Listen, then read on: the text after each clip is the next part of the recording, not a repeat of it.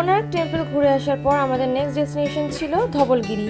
বাস থেকে নেমে আমাদের গাড়ি দেওয়া হয়েছিল, সেই গাড়ি করে আমরা চলে গেলাম ধবলগিরি। সিঁড়ি দিয়ে উঠছি আর তখন বুঝতে পেরেছিলাম গরম কাকে বলে। মারাত্মক গরম ছিল, ভীষণই গরম ছিল এই টাইমটায়। আমরা হেঁটে চলে যেতে লাগলাম ধবলগিরির দিকে। Basically this was the Buddha মন্দির। আর নস্টালজি কেন ফিল করছিলাম, দার্জিলিংয়ের পিস প্যাগোডাটা সেম এরকমই ছিল। তোমরা দেখেছো আমার ব্লগ, তোমরা জানো দার্জিলিংয়ের এই সারাউন্ডিংসগুলো ছিল কুয়াশায় মোড়া, ঠান্ডা ঠান্ডা ওয়েদারে। আর এখানে এই সারাউন্ডিংস হচ্ছে একদম তপ্ত দুপুরে রোদের মধ্যে সবুজে ঘেরা মাঠ। ধবলগিরি থেকে ছবি টবি তুলে আমরা আবার গাড়িতে উঠে গেলাম। অবস্থাটা জাস্ট দেখো আমাদের। সবাই আখের রস খেয়েছিল, আমি খাই না, তাই জন্য আমি একটু কফি খেয়ে নিলাম, কোল্ড কফি।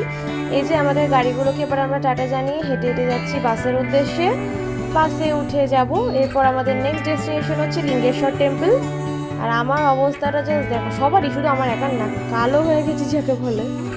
এই যে লিঙ্গেশ্বর টেম্পল চলে এসেছে। লিঙ্গেশ্বর টেম্পলে ফোন নিয়ে ঢোকা অ্যালাউড নয়। বেসিক্যালি লিঙ্গেশ্বর টেম্পল হচ্ছে 108টা শিব ঠাকুরের মূর্তি, আর সেখানে 108টা শিব ঠাকুরের মন্দির আছে।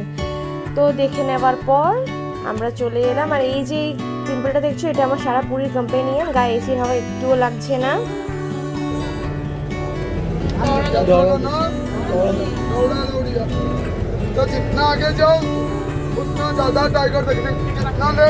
এরপর আমাদের দৌড়াদৌড়ি ট্যুর চলে এলো লাস্ট ডেস্টিনেশন, সেটা হচ্ছে নন্দনকাননে। আর সেই ব্লগটা আসছে নেক্সট ভিডিওতে। তো আজকের জন্য এইটুকুনি। Like and subscribe for more. ধবলগিরিতে রোদে যা কষ্ট পেয়েছি না, বলে বোঝানো যাবে না। নিবেদন।